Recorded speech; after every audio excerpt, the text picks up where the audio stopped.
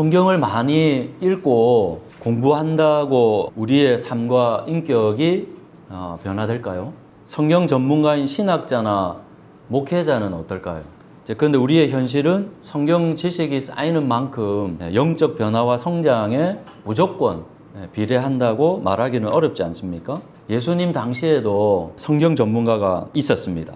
바리새인들과 율법학자들. 예수께서 하나님 나라를 이제 가르치고 계셨습니다. 그때 한 바리새인이 자기 집에 예수님을 초대합니다. 이제 그런데 문제가 생겼어요. 예수님이 식사 전에 손을 씻지 않았습니다. 손을 씻는 이 행위가 정결을 위한 그들에게 있어서는 중요한 신앙적인 전통이었거든요. 당연히 바리새인의 눈에는 이상하게 보였지 않겠습니까? 재미있는 것은 잘못은 예수님이 한 것 같은데 오히려 예수님의 말씀은 종교 지도자들을 겨냥합니다. 그래서 누가복음 11장 39절에 보니까 너희는 잔과 접시의 겉은 깨끗하게 하지만 너희 속에는 탐욕과 악독이 가득하다. 예수님의 지적은 심플합니다. 예수님께서 하신 이 해석은 기존의 그들의 해석과 달랐다라는 거거든요. 그러니까 그들에게 정결은 손을 씻는 행위, 의식이라고 한다면 예수님께서 말씀하시는 정결은 겉만이 아니라 속도 봐야 된다라는 겁니다. 그러니까 속이 더 중요하다는 것이죠. 자, 그런데 너희는 겉과 다르게 내면은 탐욕과 악독으로 가득하다라는 겁니다. 여기서 탐욕은 강도행위나 약탈, 강탈을 말합니다. 남의 것을 강제로 빼앗는 것이죠. 악독은 악함, 사악함, 비열함을 말합니다. 특히 타인에 대한 시기심과 악의를 뜻하거든요. 그러니까 이처럼 그들의 내면에는 이웃을 섬기는 따뜻함이 없었습니다. 단지 보이는 신앙. 그러니까 외적인 정결이 전부였던 것이죠. 하지만 예수님의 평가는 달랐습니다. 예수님은 그들을 어리석다고 말하거든요. 왜냐하면 겉과 속을 동일하게 창조하신 하나님의 의도를 그들이 완전히 오해했거나 왜곡했기 때문에 그렇습니다. 더 나아가 예수님은 정결의 본질을 말씀하십니다. 41절에 보니까 그 속에 있는 것으로 자선을 베풀어라. 그리하면 모든 것이 너희에게 깨끗해질 것이다. 정결은 단순히 겉과 속이 같아지는 정도가 아니라 정결의 본질은 자선이다라고 말씀하고 있습니다. 내면이 정결하다는 확실한 증거가 뭘까요? 자선입니다. 구제라는 겁니다. 이러한 예수님의 가르침은 해석은 매우 파격적인 선언이나 다름이 없습니다. 근데 왜 하필 자선일까요? 왜 이 정결의 본질이 구제, 자선일까요? 여러분 생각해 보십시오. 이 자선은, 이 구제는 내면의 이 탐욕과 악독을 무력화시키는 구체적인 방법이 바로 자선이고 구제이기 때문에 그렇습니다. 여러분 생각해 보세요. 내 안에 탐욕이나 이 악독이 가득한데 이웃 사랑이 제대로 발휘가 되겠습니까?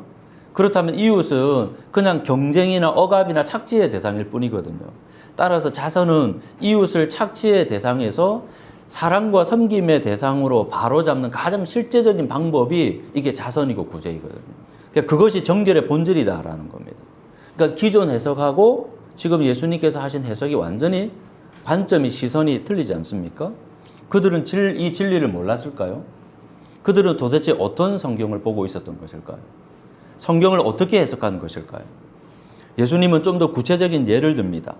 그게 바로 11조입니다. 42절에 보니까 그들이 실천한 11조는 박하, 운향, 온갖 채소이거든요.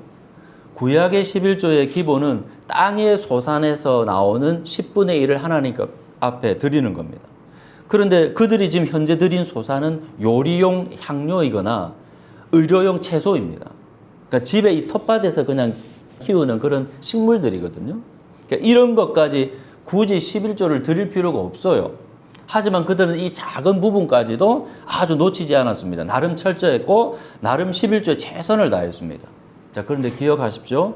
내 열심이 중요하고 내 최선이 중요해요. 근데 그것보다 더 중요한 것은 예수님의 기준 아니겠습니까? 그래서 예수님의 형식적인 11조의 철저함보다 더 중요한 것이 있다고 말씀하시거든요. 뭡니까? 정의와 하나님에 대한 사랑이 빠졌다고 지적하십니다. 그래서 마태복음에는 국률이 추가되는 거거든요. 내 삶의 주권이 하나님께 있음을 실제적으로 물리적으로 인정하는 11조 역시도 형식보다는 뭐가 중요합니까? 내용이 먼저다 이거죠. 형식은 올바른 내용을 담을 때 온전해지는 거거든요. 이게 뭐냐 하면 온전한 11조입니다. 마지막으로 바리새인들이 추구하는 신앙의 동기가 드러납니다. 43절에 보니까 너희는 회당에서 높은 자리에 앉기를 좋아하고 장터에서 인사받기를 좋아한다. 그러니까 그들의 종교적인 열심의 방향은 하나님도 이웃도 아니었습니다. 예수님의 진단은 그들이 회당이라는 종교적 장소라든지 장터라는 일상의 그 장소에서 존경받고 대접받는 것이었습니다. 신앙의 동기가 이웃을 위한 낮아짐과 섬김이 아니라 명예와 권력을 얻어서 사람 위에 군림하는 것이죠. 자기 기준으로 지배하는 것입니다. 자기 마음대로 움직이는 것이죠.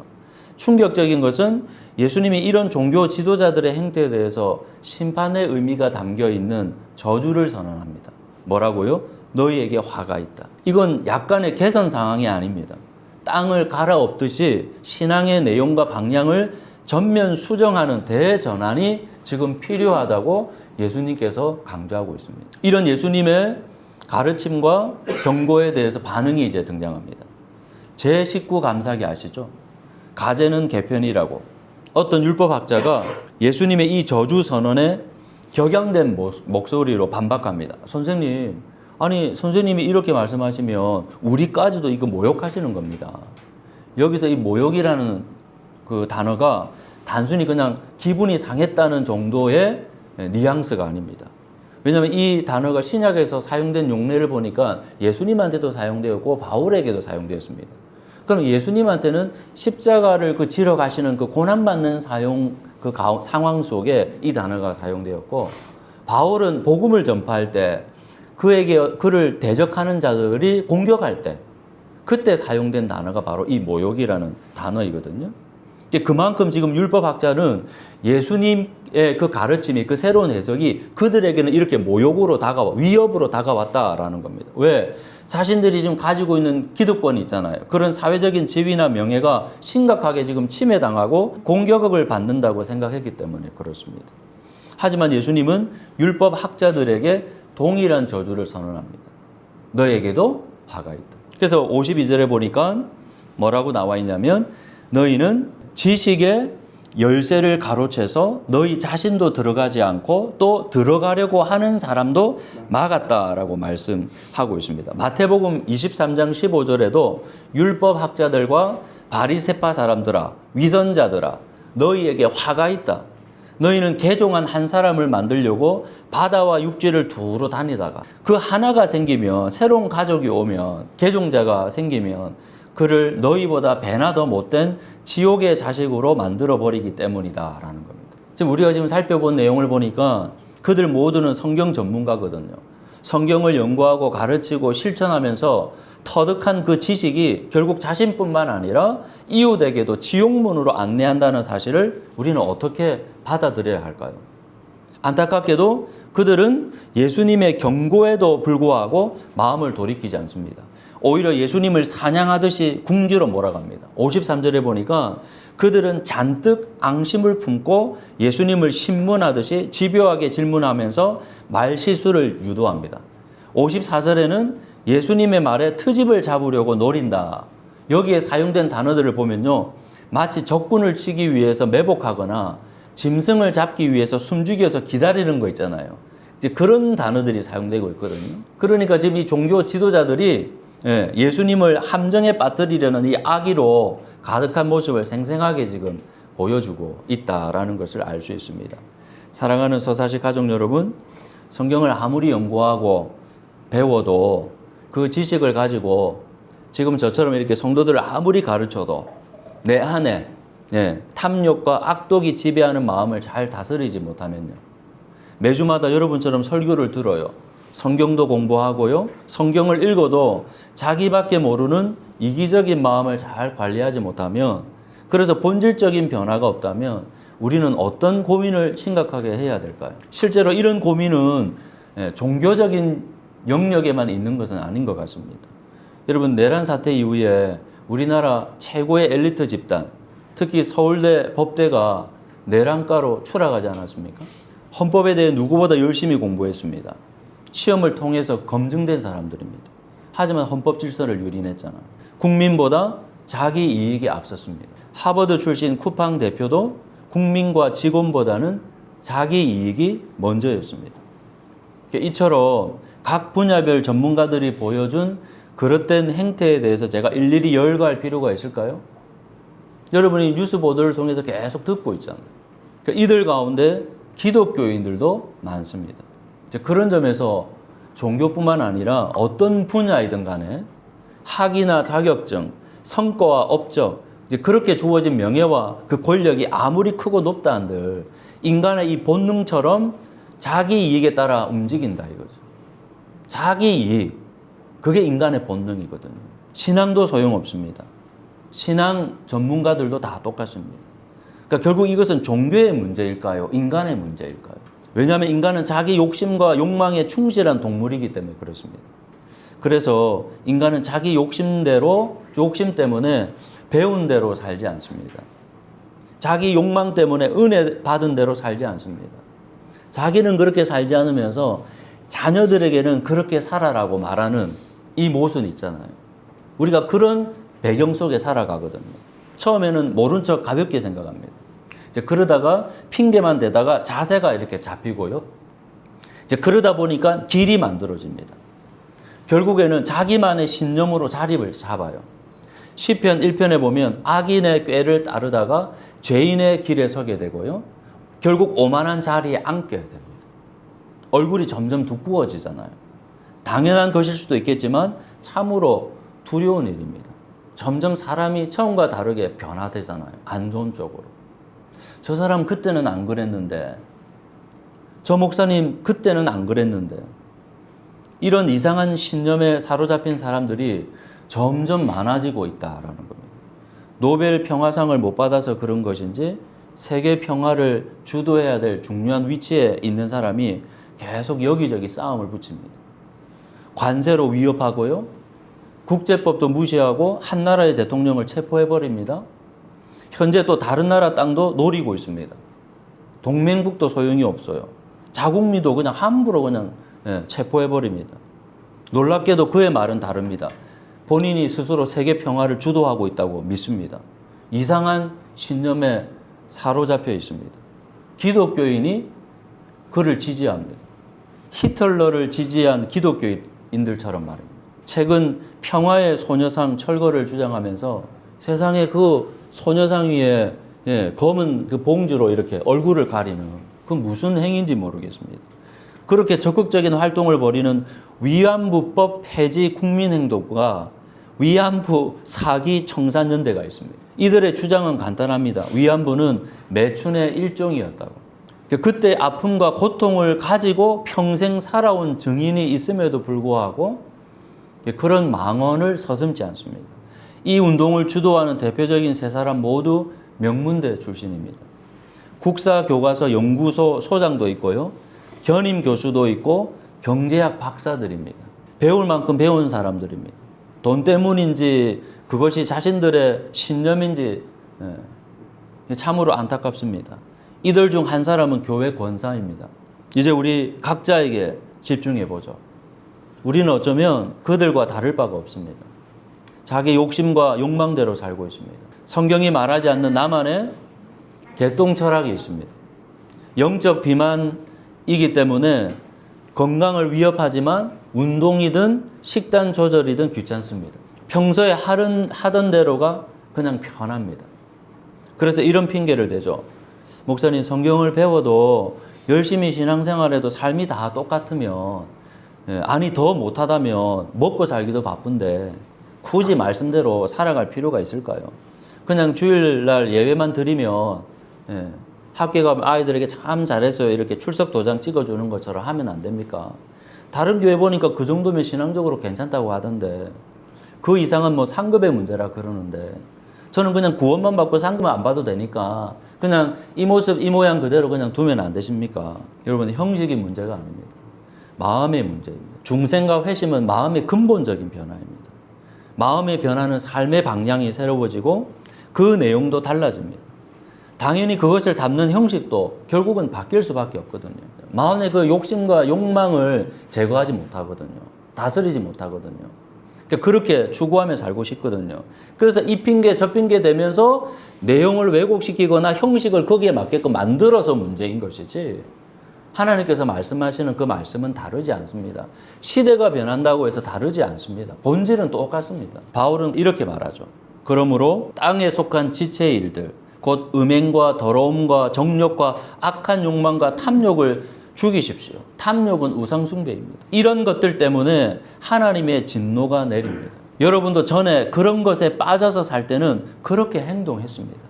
그러나 이제 여러분은 그 모든 것, 분노와 격분과 악의와 해방과 여러분 입에서 나오는 부끄러운 말을 이제는 버리십시오.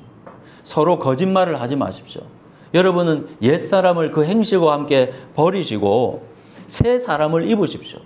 이 새 사람은 자기를 창조하신 분의 형상을 따라 끊임없이 새로워진다는 거예요. 집중해서 한 달 코스가 아니라 6개월 코스가 아니라 끊임없이 새로워지고 끊임없이 새로운 지식으로 성장하고 바뀌어진다라고 말씀하고 있습니다. 나의 신앙은 어떤 모습이고 여러분 지금 어디로 가고 있습니까? 무엇이 문제일까요? 해석이 문제입니까? 방향이 문제입니까? 형식이 문제입니까? 결국 성경의 진리가, 말씀이, 은혜와 사랑이 결국엔 내 이 욕망과 내 이 욕심의 자리에 떨어지지 않으면, 거기서 뭔가 화학적인 영적인 변화가 생겨서 거기에 대한 성찰과 깨달음과 변화를 시도하지 않으면 우리는 또 형식에 머물고 말 것입니다. 종교적인 형식이 아니라 자기 반성과 성찰에 영적 에너지를 쏟아야 되거든요. 결국은 누구의 문제가 아니에요. 상황이 문제가 아닙니다. 지금 내 마음의 상황, 내 감정과 내 그 기준과 내 그 고집이 문제인 것이죠. 그래야, 그 은혜가 있어야 사람이 뭐라 한들 저분이 정말 성경적인 사람이구나, 성경에서 말하는 좋은 사람으로 마음에서 얼굴로 나타나잖아요. 얼굴에서 언어로 조금씩 변화가 일어나거든요. 그래서 로마서 8장에 보면 육신에 속한 생각은 죽음입니다. 그러나 성령에 속한 생각은 생명과 평화입니다. 여러분이 육신을 따라 살면 죽을 것입니다. 그러나 여러분이 성령으로 몸의 행실을 죽이면 살 것입니다. 마지막으로 그 방법은 하나, 다시 말씀 앞에 서는 일뿐입니다. 다른 방법이 없습니다. 여러분 식상하겠지만 건강하고 싶다면 운동밖에 없습니다. 제가 설교를 준비하면서 시편 119편이 떠올랐습니다. 이번 주에는 그 말씀을 읽으면서 그렇지, 이 말씀이지. 마음이 얼마나 뜨거워지고 내 영혼이 다시 살아나는 느낌. 하나님 말씀 그렇죠. 하나님 말씀밖에 없습니다. 그래, 맞아. 9절에 보니까 청년들이요, 젊은이가 어떻게 해야 그 인생을 깨끗하게 살 수 있겠습니까? 주님의 말씀을 지키는 길, 그 길뿐입니다. 세상은 그렇게 말하죠. 청년들이 인생에서 어떻게 풍성하게, 안전하게, 성공적으로 살 수 있겠습니까? 그건 스펙입니다. 돈입니다. 인맥입니다. 그렇게 말할지 모르겠지만 시편 저자는, 하나님께서는 그 인생이 어떻게 깨끗하게 살 수 있습니까? 주님의 말씀을 지키는 길, 그 길뿐입니다. 130절에 보니까 그러기 위해서 주님의 말씀을 열면 거기에서 빛이 비치어 우둔한 사람도 깨닫게 합니다.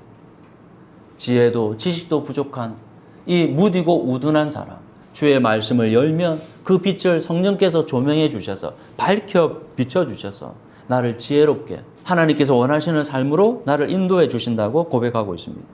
21절에는 그래서 주님께서는 오만한 자들을 책망하십니다. 말씀이 나의 교만과 오만함을 책망하세요.